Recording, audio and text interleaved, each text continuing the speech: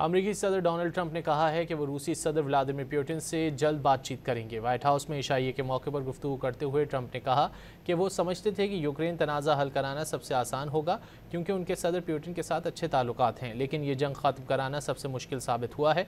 Trump ने उम्मीद जाहिर की कि वो बहुत जल्द यूक्रेन जंग ख़त्म कराने में कामयाब हो जाएंगे। अमेरिकी सदर डोनाल्ड ट्रंप ने कहा है कि वो रूसी सदर व्लादिमीर पुतिन से जल्द बातचीत करेंगे। व्हाइट हाउस में ईशाइये के मौके पर गुफ्तगू करते हुए ट्रंप ने कहा कि वो समझते थे कि यूक्रेन तनाज़ा हल कराना सबसे आसान होगा क्योंकि उनके सदर पुतिन के साथ अच्छे ताल्लुकात हैं, लेकिन ये जंग ख़त्म कराना सबसे मुश्किल साबित हुआ है। ट्रंप ने उम्मीद जाहिर की कि वो बहुत जल्द यूक्रेन जंग ख़त्म कराने में कामयाब हो जाएंगे।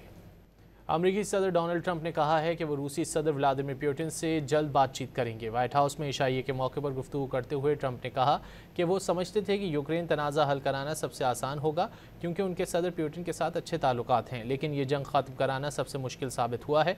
ट्रंप ने उम्मीद जाहिर की कि वो बहुत जल्द यूक्रेन जंग ख़त्म कराने में कामयाब हो जाएंगे।